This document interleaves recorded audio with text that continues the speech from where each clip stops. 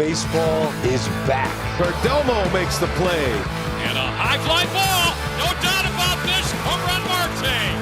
They're going to send them all the way around.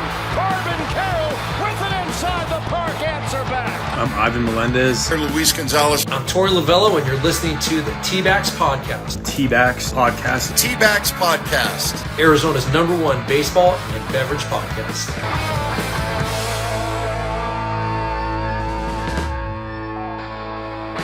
Hello, everybody, and welcome back to the T-Backs Podcast, Arizona's #1 baseball and beverage podcast. And first things first, I got to start things off with a little bit of housekeeping.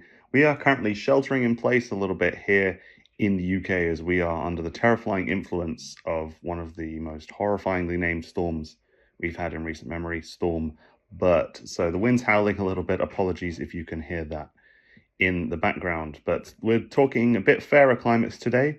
We're talking the beautiful, relaxing, balmy, sunny Arizona Fall League, and more specifically, the prospects that Arizona have had floating around, just doing their thing, trying to make an impression, trying to get on everyone's radar, I think, but specifically looking at whether or not they might have a chance of making the cut into the Diamondbacks roster for spring training, which, it's approaching December now, so spring training, only a couple months away. It's just around the corner. Is it time to get really, really hyped yet? I think, no, we got to pace ourselves. We don't really know what the offseason for the Diamondbacks is going to look like yet. But we're going to be doing our best to evaluate some of the bigger names in the Arizona Diamondbacks prospect system and see what's been going on. I've got my tea of choice for this week, which is just a very simple cup of Earl Grey with a little bit of milk. And this goes perfectly for the bit of the sore throat that you might be able to hear I've got right now as, the walls shake around us and the wind howls. It's not quite Halloween territory, but it's pretty spooky. A few weeks late on that one. But the Fall Leagues drew to a close in last week with the Salt River Rafters upsetting the Saguaros to take their first crown since 2019. And, congratulations to them. But what's really so special about that? What's really special about that is that the Rafters included a number of D-backs prospects. It's the first time in a while that the team containing the Diamondbacks prospects has really seen a huge amount of success in the Fall League, and we're going to be reviewing some of the hottest prospects as temperatures drop for the season, and looking forward to 2025 and beyond to see how these young guns will potentially slot into a big league shot.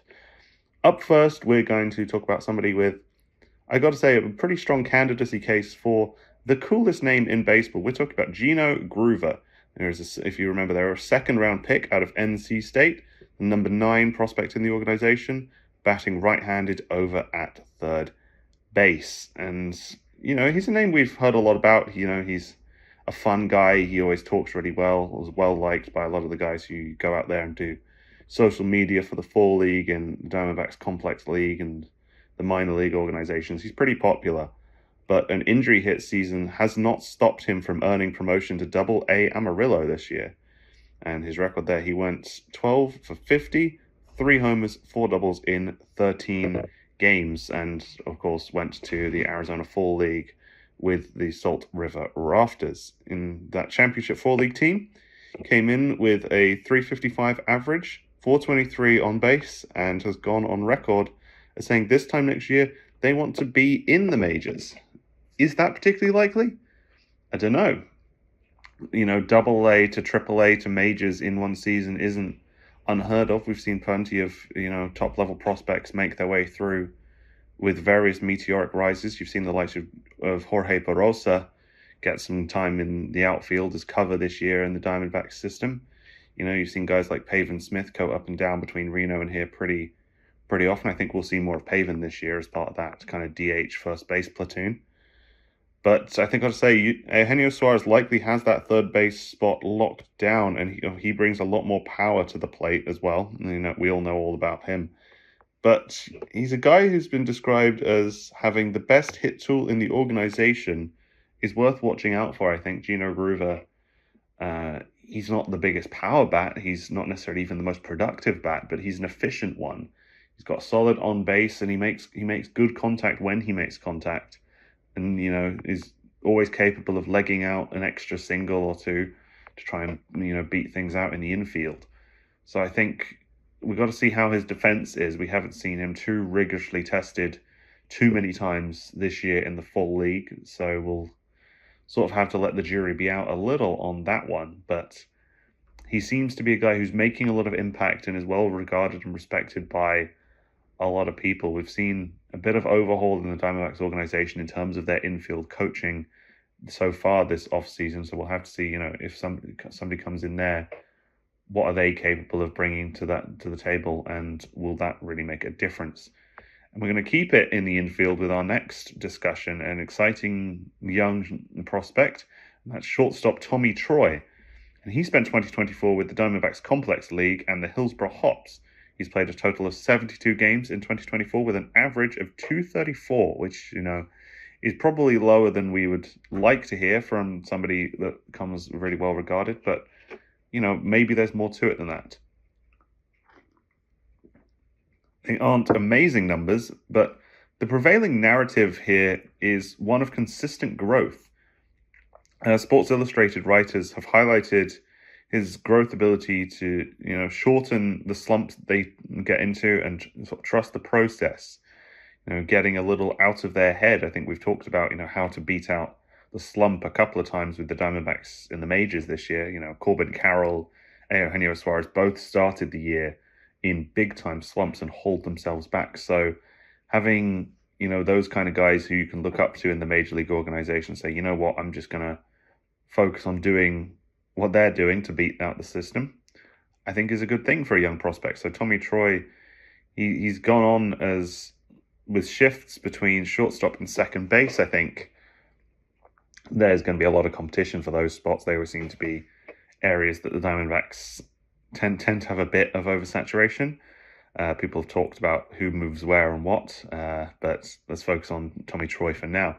He's the 2023 12th overall pick, and he was 1 for 25 at the start of the fall league, but it pulled it back. And he ended with a line of 290, 380, 484, with 3 homers, 10 walks in 22 games. But most crucially, he's finished the fall league with a clean bill of health. It's the first time that he's managed to get through a long, consistent streak of games without picking up or re-aggravating an injury. Now, there's plenty of competition in the organization in those positions, I think, between Geraldo Perdomo, who's probably the number one shortstop, and then both Blaze Alexander and, the still to come Jordan Lawler, both hot young options in that infield. But Troy won't be going away from the peak end of the rankings in our prospect system anytime soon, unless he really, really stuffs up the start of 2025. And it doesn't sound like that's a particularly likely option. So, Tommy Troy, name to listen out for there in the infield. I think let's move on a bit from hitting to pitching now, because we've got a lot of young hitters to get through on this list, but not so many interesting pitchers. The likes of Yilda Diaz, has shown up in the majors already this year. So let's talk about a different pitching prospect in the organization. Let's talk about the guy affectionately labeled the kitchen sink, and I'm of course referencing Noh Lin, who made 3 starts in the full league after mixed bag so far in 2025 with the Double-A Sod Poodles. Now, they're a Diamondback who fell afoul of the injury freak curse, but he shrugged off a few hard comebackers. He picked up a freak thing when he was hit in the face in the dugout by a foul ball, and that ruled him out for a while. But he shrugged that off. He took a particularly nasty comebacker in the ankle in the fall league as well, and sort of came out of the game on a precaution, but seems to have been given a clean bill of health. So that's a very good start for somebody who, a lot of guys, if you talk about, ask any Diamondbacks diehard, which prospects are you excited to see? Who would you like to see getting some goes to the Diamondbacks in the majors to fix a lot of our pitching problems? And Noh Lin is a name that comes up a lot. So let's sort of dive into his profile a little bit.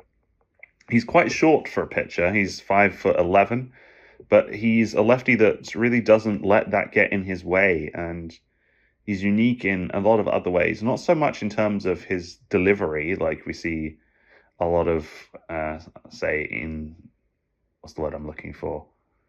Unlikely and unusual techniques in a lot of pitchers' delivery that we see coming over from Asia, especially. Like anyone who listens to the show will know, I'm very much a fan of Byung-Hyun Kim.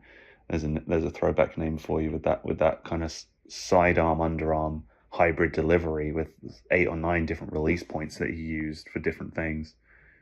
But no, Yumin Lin sort of has an interesting, fairly regular stance, but he's earned their nickname with 6, and yeah, that's right, 6 different pitches that they are capable of throwing depending on the scenario. They've developed both in domestic and international ball, having represented Taiwan. They've a solid fastball, curveball, a splitter, a slider, a changeup, and a faux sinker that shows up seemingly from nowhere that you think just as he's beginning to run out of gas and, switch it up between alternating speeds between that fastball and the curve, then he starts mixing in, 2 or 3 pitches that he might not have thrown at all so far in a game. And that makes a very strong impression and has made a very strong impression with many of those guys who are watching the Arizona Fall League. And a lot of guys are expecting to see them develop well and follow in Yilba Diaz's footsteps and pop up in contention for a spot on that spring training roster with an invitation. I think they are currently on military service in their homeland of Taiwan at the moment. If I remember correctly, they departed the Fall League upon completing their program and went back to do that. So rather than, some of these players, like very famously in a lot of Asian countries, you have to, represent your country and win something in order to be exempt from military service. But no, he's chosen to go through with it and serve his time doing that in Taiwan, which is, you have to admire a guy who's dedicated to doing that. But when he comes back, I think a lot of people are expecting him to at least be given a go. Before he had that nasty injury at the start of this year, he was actually on the spring training roster. There's a video that I think a lot of people saw that did the rounds during spring training this year. He was on the roster and he threw an absolutely nasty sequence to strike out Gabby Moreno on 3 pitches in a mock game. And Moreno's not exactly our best tool hitter, but he is very much a major league productive bat. When he's fit, he will play. And he's gone up against some pretty tough pitchers so far in his admittedly quite fledgling career. Yilba Diaz looked right at home going up against him and absolutely put him away. So I think if Yumin Lin can, look at what Yilba Diaz is doing, and this year, I think we may get a chance to see him, especially if there's a bit of movement with our starting pitchers so far in the trades. There's a lot of rumors going around. Where does Zach Gallen go? Where does Merrill Kelly go? Do we try and eat some of the money in Jordan Montgomery's contract? Do we try and get something for the likes of Brandon Pfaadt or Ryan Nelson while we've still got them under control, maximize their trade value? I think we're not going to see Yumin Lin used really too much in relief. I think if he does get a go, it will be as a 4 or 5 inning starter.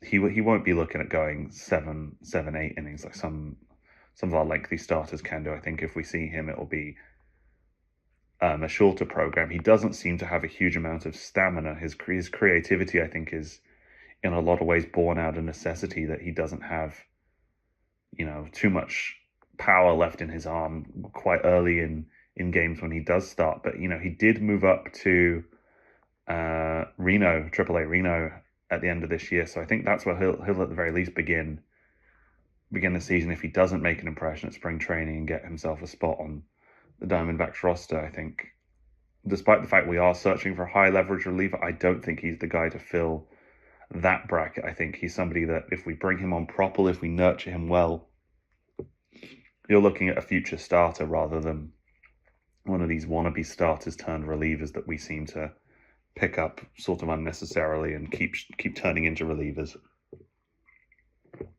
A lot of guys know my thoughts on, us turning Yilba Diaz into a reliever, and as effective as he is, I want to see him develop that stamina and be a starter, and I want to see us take care of Yumin Lin and do things properly with him, because I think he could be a big name. And while we're on the topic of big name international Diamondbacks, we're going to move away from the Fall League and turn our eyes over to the Dominican Republic Winter League, the Lidom Winter Ball, where the organization's number 1 prospect, Jordan Lawler, is balling out as their recovery wraps up. And this is a guy who's, seen a lot of pinch at-bats, pinch running gigs. We saw him especially in the postseason in 2023 before again, I feel like I've said, and then he picked up an injury far too much already in this podcast, but we all know just how bad Jordan Lawler's injury was, and he's only just wrapping up his recovery at the moment. But he's been floating around in the baseball cards for ages. He's our number one prospect. People know who he is, but a lot of guys may not know that. Yeah, he's in Dominican Republic winter ball right now, and he is absolutely crushing it. So far on the records that I've been able to find, he's got 3 homers in 20 games, but he's developed good speed around the bases. He's fit. He's expected to be, very much a good odds Rookie of the Year contender in 2025, and we'll see a lot more action in the starting lineup platoon. The news broke last week that Kevin Newman would be departing the Diamondbacks and would be going over to the Angels, so that's one shortstop option down. There's talk of, who's getting moved out to maybe the outfield as well. I think people have said Jordan Lawler is very capable of, slotting in there at center field, because I think the Diamondbacks outfield is still strong. Like, you look at, you got Gurriel, Thomas, McCarthy, and of course Corbin Carroll at right field. We are in need of a backup outfielder. People have said Jordan Lawler would very much be capable of being there if, you're not going to try Pavin Smith, if you're going to focus on getting Pavin at first base or in the DH platoon. So, Lawler's got plenty of options, whether it be at shortstop competing for that number 2 shortstop position with Blaze Alexander, or whether he plays in the outfield. We're going to see a lot more of him.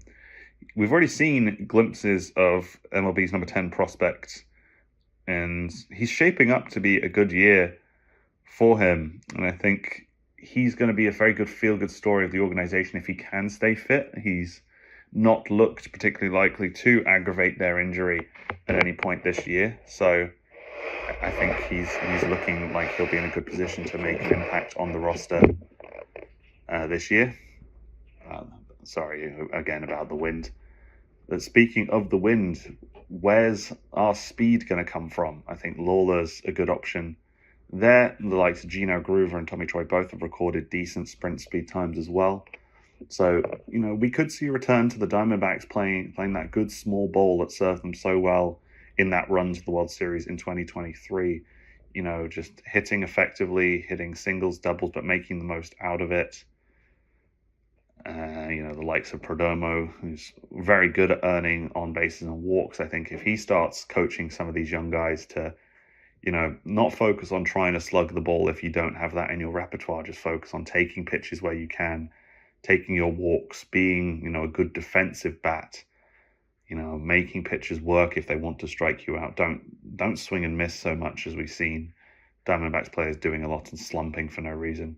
Instead, focus on knowing what you can do and doing that effectively. And I think that'll serve a lot of these young guys very well. We all know how much of a big presence Geraldo Perdomo is in the clubhouse. He's been described as Torey Lovullo as the glue that kind of holds that infield together. He's very vocal. He's got good relationships with the guys either side of them, with Gino Suarez and then Ketel Marte at second.